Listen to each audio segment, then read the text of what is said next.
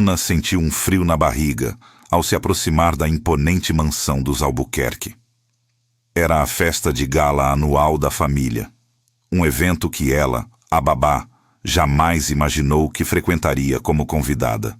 No entanto, o convite da senhora Albuquerque, embora um tanto inesperado, estava em suas mãos. Ela havia se preparado com esmero, vestindo um deslumbrante vestido vermelho que contrastava com a simplicidade que a senhora Albuquerque certamente esperava. Ao atravessar o grande portão, o som da voz estridente da senhora Albuquerque chegou aos seus ouvidos, carregado pelo vento. "Ah, minhas queridas", disse a senhora Albuquerque, em alto e bom som, para um grupo de amigas que riam. "Eu convidei a Ana, sim, a babá. Não é divertido. É só para mostrar como a caridade pode ser uma distração interessante. E, claro, para ela ver o que é bom e o que ela nunca terá." As risadas ecoaram, afiadas como facas, perfurando o coração de Ana. A senhora Albuquerque notou a presença de Ana, parada ali, e um sorriso condescendente se espalhou por seu rosto. Ela levantou a taça de champanhe, os olhos fixos em Ana, um brilho de deboche dançando neles. O vestido vermelho de Ana era uma afronta visual à expectativa da senhora Albuquerque. Era vibrante, elegante, e Ana o usava com uma dignidade que desafiava a cena que acabara de presenciar. Ana não reagiu com raiva ou vergonha. Manteve a calma, um brilho determinado em seus olhos, que não era de fúria, mas de uma quietude calculada. Era a quietude de alguém que já havia enfrentado batalhas e sabia como se manter firme. A força interior de Ana era inabalável, e isso transparecia em cada fibra de seu ser, na forma como ela ergueu o queixo e sustentou o olhar da senhora Albuquerque. Um murmúrio surpreso percorreu o salão. Os convidados, que antes riam da piada da anfitriã, agora observavam a postura digna de Ana, o vestido vermelho que parecia gritar: "Não me subestime." A senhora Albuquerque, momentaneamente sem palavras, tentou recuperar a compostura, mas a semente da dúvida e do desconforto já havia sido plantada. Aquela cena não era o que ela havia planejado. A humilhação não estava acontecendo como ela esperava. A velha máxima, o desprezo semeado, a colheita virá, parecia pairar no ar. Um presságio silencioso para a senhora Albuquerque. Ana, com um sorriso enigmático, quase imperceptível, se dirigiu a um canto do salão, observando a movimentação. Ela não estava ali para ser humilhada, mas para observar. A atmosfera na festa mudou. O clima leve e descontraído deu lugar a uma tensão quase palpável. A senhora Albuquerque percebeu que seu plano de humilhação pode ter saído pela culatra, e o sorriso em seu rosto vacilou. Algo estava diferente. Antes de continuarmos com o que aconteceu a seguir, inscreva-se no canal e diga-nos onde você está assistindo nos comentários. Ana, ao contrário da senhora Albuquerque, não nasceu em berço de ouro. Sua história começou em um bairro humilde no interior do Brasil, onde as ruas de terra e as casas simples eram a moldura de sua infância. Apesar da falta de luxo, sua casa era cheia de amor. Um amor que seus pais, trabalhadores rurais incansáveis, cultivavam com cada gesto e cada palavra. Eles incutiram em Ana valores de honestidade, resiliência e, acima de tudo, a importância da educação. Para eles, o estudo era a única chave capaz de abrir as portas para um futuro diferente. Desde muito nova, Ana sonhava em ter uma vida melhor. Não uma vida de riqueza ostensiva, mas uma vida de dignidade e oportunidades. Ela via na educação seu principal pilar, uma ferramenta para construir um caminho que a tirasse daquele ciclo de trabalho árduo e poucas recompensas. Sempre com um livro nas mãos, fosse embaixo de uma mangueira ou à luz fraca de uma lâmpada, Ana era uma aluna dedicada. Ela absorvia cada conhecimento, imaginando um futuro onde poderia retribuir o sacrifício de seus pais e oferecer a eles uma velhice mais tranquila. No entanto, a vida no interior impunha suas próprias regras. Apesar de sua inteligência e dedicação, as oportunidades eram escassas. A falta de recursos financeiros era um muro constante, limitando suas escolhas e adiando seus sonhos. A faculdade, que parecia tão próxima em seus estudos, se tornou um horizonte distante quando a realidade a chamou para ajudar em casa. A necessidade de contribuir para o sustento da família era mais urgente do que qualquer diploma. Ela sentiu o peso da responsabilidade sobre os ombros jovens, mas nunca perdeu a esperança. Foi essa necessidade que a levou para a capital. Deixou para trás sua família e a paisagem familiar, em busca de algo que o interior não podia oferecer. O trabalho como babá para famílias ricas parecia a única porta de entrada para um futuro mais próspero, ainda que distante e incerto. Era um mundo novo, cheio de contrastes, onde a opulência se chocava com a simplicidade de sua origem. A família Albuquerque, com sua riqueza ostensiva e seu estilo de vida luxuoso, representava o contraste brutal com a realidade de Ana. Morar e trabalhar naquela mansão era como viver em um universo paralelo, onde cada objeto, cada refeição, cada conversa sublinhava a diferença entre eles. A senhora Albuquerque, em particular, personificava o desprezo e a superioridade social que Ana sempre enfrentou. Seus comentários, olhares e atitudes eram constantes lembretes da posição de Ana. Uma posição que a senhora Albuquerque parecia fazer questão de reforçar. O trabalho com os filhos da senhora Albuquerque, apesar de proporcionar um vislumbre de um mundo diferente, também expunha Ana à constante humilhação e à lembrança dolorosa de sua posição social. Ela cuidava das crianças com carinho e dedicação, mas cada pedido, cada instrução da patroa vinha carregado de um tom que a fazia sentir-se menor. Essa convivência diária, permeada por pequenas e grandes desconsiderações, preparou o terreno para o conflito que explodiu na festa. Cada dia naquela casa era um teste à sua resiliência, e cada desprezo era uma gota a mais em um copo que estava prestes a transbordar. As sementes do ressentimento e da determinação estavam sendo plantadas naquele ambiente de luxo e desdém. E Ana sabia que um dia, de alguma forma, ela precisaria mostrar seu valor. A relação entre Ana e a senhora Albuquerque não era apenas de empregada e patroa. Era um acúmulo pesado de pequenas humilhações e desconsiderações que se estendia por anos. Cada dia naquela casa adicionava mais uma camada a essa construção de desprezo, uma estrutura que Ana carregava nas costas, invisível para os outros, mas pesada demais para ela. Não era um incidente isolado que havia levado Ana àquele ponto de quietude calculada na festa, mas sim uma série interminável de eventos que testavam sua dignidade. A senhora Albuquerque frequentemente usava promessas vazias como uma forma de controle. Ela falava em aumentos salariais que nunca se concretizavam, em benefícios que evaporavam antes de se tornarem realidade. Criava uma expectativa em Ana, um vislumbre de melhora, apenas para arrancá-lo de suas mãos, deixando-a com a frustração e a sensação de que seu trabalho nunca era realmente valorizado. Este mês, se as crianças forem bem na escola, veremos um bônus para você, Ana, ela dizia com um sorriso. Mas o fim do mês chegava e a promessa se perdia em desculpas vagas ou simplesmente era esquecida. Ana aprendera a não esperar, mas a cada vez uma pequena parte de sua esperança era corroída. As humilhações eram quase diárias, muitas vezes veladas, disfarçadas de conselhos ou observações. A senhora Albuquerque fazia comentários sobre a simplicidade das roupas de Ana, a falta de refinamento em seus modos ou a sorte que Ana tinha de trabalhar em uma casa tão boa. Ana, você não acha que um vestidinho mais discreto seria melhor para o dia a dia? Afinal, você representa a casa, ela diria, com um tom que não admitia resposta.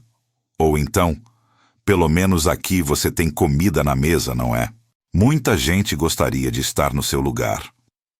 Ela fazia questão de ressaltar a diferença social, mesmo que de forma educada, garantindo que Ana nunca esquecesse sua posição. A manipulação era outra ferramenta constante no arsenal da senhora Albuquerque. Ela sabia do apego das crianças a Ana, um carinho genuíno que Ana retribuía com todo o coração. Usava isso contra ela. Ameaçava demitir Ana caso não cedesse às suas exigências, mesmo as mais absurdas, sabendo que isso atingiria Ana em um ponto sensível. Se você não pode ficar até mais tarde hoje, Ana, talvez eu precise procurar alguém que tenha mais disponibilidade. As crianças vão sentir sua falta, claro, ela diria, com um ar de falsa preocupação, mas o recado era claro. Ou Ana se submetia, ou perdia o emprego e o contato com as crianças que amava. Ana era frequentemente responsabilizada por erros que não cometia ou tinha seu trabalho desvalorizado de forma injusta. Se um brinquedo quebrava, mesmo que a senhora Albuquerque soubesse que não foi Ana, a culpa recaía sobre ela. Se as crianças faziam alguma travessura, Ana era a primeira a ser repreendida. Enquanto isso, a senhora Albuquerque se gabava para suas amigas de sua generosidade em manter Ana empregada, pintando um quadro de si mesma como uma benfeitora, o que só aumentava a amargura de Ana. Eu dou um emprego para ela, sabe? Ajudo essa gente simples a ter uma vida digna, ela dizia, como se Ana não estivesse ali, como se fosse um objeto de caridade. O convite para a festa, inicialmente, pareceu um raio de esperança, um sinal de que talvez, finalmente, a senhora Albuquerque estivesse começando a reconhecer seu valor. Ana se permitiu sonhar por um momento. Mas esse sonho se desfez quando ela ouviu as palavras da senhora Albuquerque na entrada da mansão. O convite se revelou não um gesto de consideração, mas mais uma ferramenta de humilhação, uma brincadeira cruel, como a própria patroa havia dito. Esse episódio não foi um incidente isolado. Foi o ápice. A última gota em um copo que já estava transbordando há muito tempo. Anos de desrespeito, desvalorização e manipulação culminaram naquele momento, transformando a raiva contida de Ana em uma determinação fria e inabalável. Ela não seria mais a vítima silenciosa. A partir daquele momento na entrada da mansão, o ambiente na casa dos Albuquerque se tornou algo pesado e quase insuportável para Ana. A senhora Albuquerque, sentindo-se desafiada pela postura digna de Ana na festa, intensificou suas provocações. Era como se a dignidade de Ana tivesse acendido um pavio na patroa, que agora buscava qualquer maneira de reafirmar seu poder e controle. Pequenas discussões, antes esporádicas, passaram a ser quase diárias. Elas giravam em torno de qualquer coisa: o cuidado com as crianças, a organização da casa, os horários de Ana. A senhora Albuquerque buscava, de forma clara, qualquer pretexto para criticá-la. Ana, você tem certeza que a Maria Clara comeu tudo? Ela parece tão magra, diria a senhora Albuquerque, mesmo sabendo que a menina tinha acabado de almoçar bem. Ou então, essa cozinha não está brilhando como deveria. Você está com a cabeça onde? O tom era sempre de desaprovação, de insatisfação. Não importava o que Ana fizesse ou quão bem fizesse. Ana começou a sentir o peso do julgamento não só da patroa, mas de todos ao redor. As outras funcionárias da casa, que antes a tratavam com certa camaradagem, agora a olhavam com desconfiança. A senhora Albuquerque era mestre em espalhar boatos, e Ana percebia os olhares de lado, os cochichos abafados quando ela passava. Vizinhos da família, que antes a cumprimentavam na rua com um sorriso, agora a ignoravam, desviando o olhar. Era evidente que a senhora Albuquerque tinha espalhado sua versão dos acontecimentos da festa, pintando Ana como uma ingrata ou alguém que não sabia seu lugar. A postura da senhora Albuquerque se tornou ainda mais agressiva em suas palavras e atitudes. Ela buscava desestabilizar Ana emocionalmente, atacando sua autoestima e suas origens. Você deveria ser grata por ter um teto e comida, Ana. Gente como você não tem muitas opções. Ela soltava com um sorriso frio. Ou então, esses seus sonhos de ter uma vida melhor são bobagem. Você nasceu para servir. Aceite isso. Cada palavra era uma pontada, uma tentativa de esmagar o espírito de Ana, de fazê-la duvidar de si mesma e de suas aspirações. A senhora Albuquerque parecia ter um prazer perverso em ver Ana sofrer, em reforçar a distância social entre elas. Ana sentia-se encurralada, sufocada. Seu espaço pessoal e profissional diminuía a cada dia. A mansão, que antes era apenas um local de trabalho, transformou-se em uma prisão de humilhação. Cada cômodo, cada corredor, era um lembrete constante de sua condição e da crueldade da senhora Albuquerque. A sensação de impotência e injustiça atingiu seu auge. Ana passava noites sem dormir, pensando em como escapar daquela situação, mas as opções pareciam escassas. O salário, embora pequeno, era essencial para sua família no interior. As ameaças veladas da senhora Albuquerque se tornaram mais explícitas. Se você não aprender seu lugar, Ana, posso garantir que você nunca mais conseguirá um bom emprego nesta cidade. Tenho meus contatos, ela dizia, com um tom de voz que não deixava dúvidas sobre sua capacidade de cumprir a ameaça. Ninguém vai querer contratar alguém que causa problemas, que não sabe ser discreta. Ana sabia que a senhora Albuquerque tinha influência, e a ideia de ser impedida de trabalhar na capital a aterrorizava. Era um beco sem saída, uma armadilha que a senhora Albuquerque havia montado com anos de pequenas maldades, e agora o cerco estava se fechando. A cada dia, Ana sentia que estava perdendo um pedaço de si mesma, mas uma pequena chama de resistência ainda queimava, teimosa, em seu interior. Ela se recusava a ser completamente quebrada. Um dia, enquanto a senhora Albuquerque estava fora, Ana estava arrumando o escritório, o que era raro, pois normalmente ela não tinha permissão para tocar nos papéis da patroa. A senhora Albuquerque havia deixado uma pilha de documentos desorganizados em cima da mesa.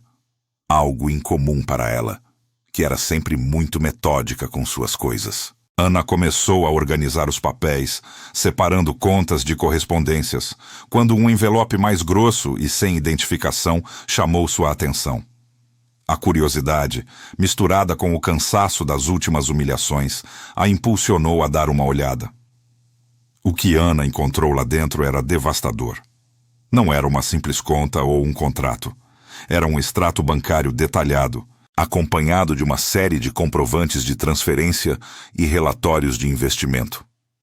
Ana, com seu conhecimento básico de contabilidade, adquirido nas aulas que havia feito no interior, logo percebeu a gravidade do que tinha em mãos. Os documentos revelavam a verdadeira extensão da fortuna dos Albuquerque, mas, mais chocante, mostravam que a senhora Albuquerque estava desviando uma parte significativa da herança das crianças. Havia transferências para contas em paraísos fiscais, investimentos duvidosos em nome de empresas de fachada e saques vultosos sem justificativa aparente. Ana sentiu o estômago embrulhar. A senhora Albuquerque não era apenas arrogante e cruel, mas também desonesta e criminosa. Aqueles documentos eram a prova irrefutável de sua má-fé. A revelação foi um choque, mas também uma clareza inesperada. Ana percebeu que não podia mais ignorar a situação.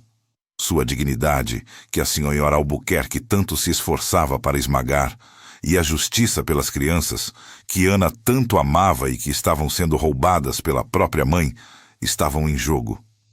A passividade não era mais uma opção. Naquele momento, enquanto segurava os papéis que poderiam mudar tudo, Ana lembrou-se da festa de gala. Aquele evento, inicialmente concebido para ser um palco para sua humilhação, agora se apresentava como uma oportunidade única. A festa reuniria pessoas influentes, incluindo amigos da família Albuquerque, sócios e até mesmo alguns jornalistas. Era o ambiente perfeito para expor a verdade, para que a máscara de respeitabilidade da senhora Albuquerque caísse de uma vez por todas. Ana sentiu uma força renovada, uma determinação que há muito não sentia. Ela decidiu quebrar o ciclo de sofrimento e humilhação. Já não se tratava apenas de se defender, mas de lutar por algo maior. O vestido vermelho, que a senhora Albuquerque havia tentado ridicularizar, e sua postura digna, que tanto a incomodava, seriam suas armas. Ela usaria sua presença na festa não para ser humilhada, mas para virar o jogo contra a senhora Albuquerque. A história de Ana, que até então parecia uma narrativa de opressão e vitimização, mudava drasticamente.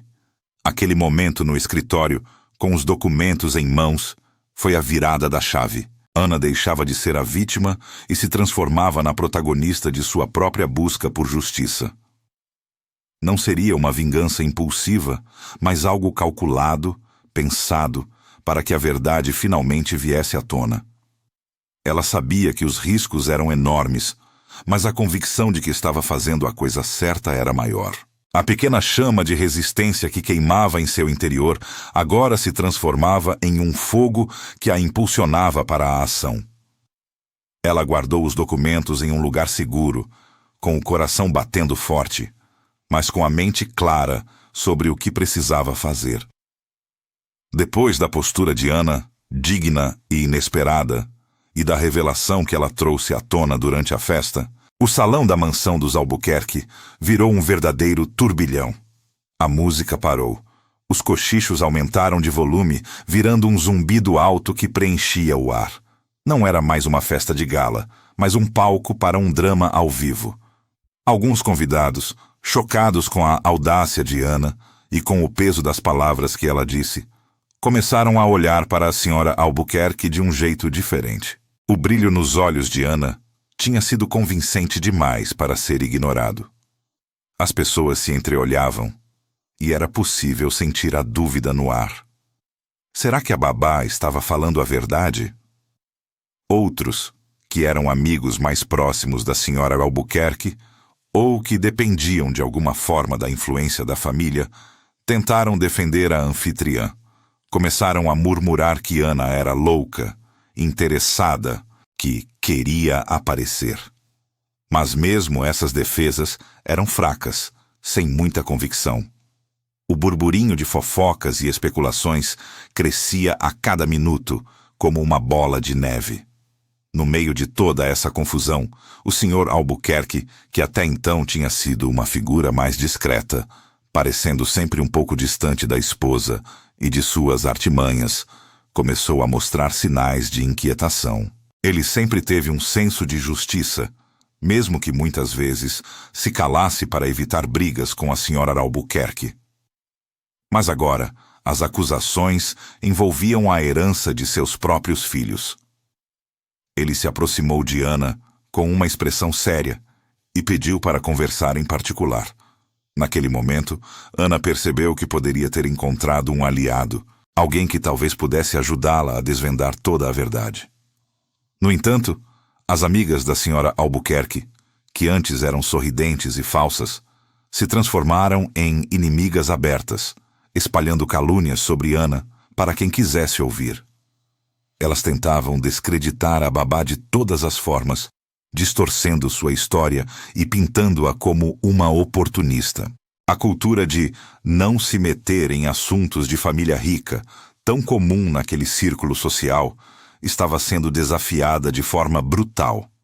As pessoas estavam acostumadas a fechar os olhos para as falhas dos poderosos, mas a clareza e a coragem de Ana tinham quebrado essa barreira. Para completar o cenário, havia alguns jornalistas presentes na festa, convidados para cobrir o evento social da alta sociedade. Eles, com seus olhares atentos, não perderam um segundo do drama que se desenrolava. Captaram o clima tenso, as acusações veladas e a reação dos convidados.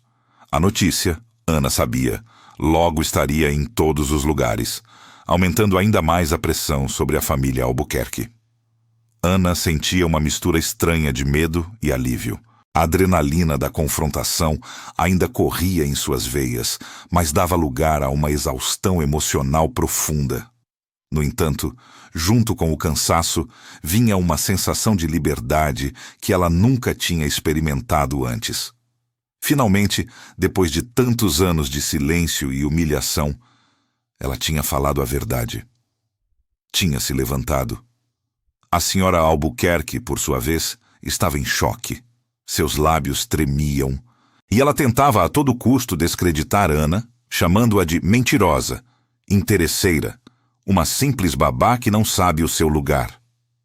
Mas sua voz, antes tão firme e autoritária, agora estava embargada. A confiança que ela sempre exibiu, sua armadura de superioridade, estava rachada. O controle da situação tinha escorrido de suas mãos, e ela sabia disso. O sorriso arrogante tinha desaparecido, dando lugar a uma expressão de pânico contido. Ela olhava para os lados, buscando apoio, mas via apenas olhares curiosos e julgadores. O jogo tinha virado. Após a festa, as consequências se espalharam rapidamente, como um incêndio. O Sr. Albuquerque, um homem de negócios com uma reputação a zelar, levou as acusações de Ana a sério. Ele iniciou sua própria investigação, discreta no começo, mas cada vez mais profunda. Com a ajuda de seus advogados e contadores, ele confirmou o que Ana havia descoberto. Os documentos que ela encontrou não mentiam. Havia, de fato, um esquema complexo de desvio de dinheiro que a senhora Albuquerque vinha orquestrando há anos, tirando proveito da fortuna das crianças. A senhora Albuquerque foi confrontada com as evidências irrefutáveis. Não havia como negar. Diante de um escândalo público iminente que destruiria não apenas sua reputação, mas também a da família Albuquerque e da ameaça de um processo criminal que a levaria à prisão, ela foi forçada a um acordo. Ela perdeu o controle da fortuna das crianças, que foi colocada sob a administração de um conselho independente. Sua reputação, antes impecável nos círculos sociais, foi arruinada. As amigas que antes a bajulavam, agora a evitavam, e os convites para os eventos mais exclusivos desapareceram. Ela se viu isolada, uma sombra do que um dia foi. O Sr. Albuquerque, enojado e desiludido com a esposa, deu entrada no pedido de divórcio. Ele ofereceu a Ana uma indenização justa, não apenas pelo tempo que ela trabalhou para a família, mas também como um reconhecimento por sua coragem em expor a verdade. Com esse dinheiro e o apoio do Sr. Albuquerque, Ana finalmente teve a oportunidade de realizar seu sonho de cursar a faculdade. Ela se matriculou em um curso de direito, determinada a usar seu conhecimento para ajudar outras pessoas em situações semelhantes. Ana não se tornou rica da noite para o dia, como nos contos de fadas. Sua riqueza era de outro tipo.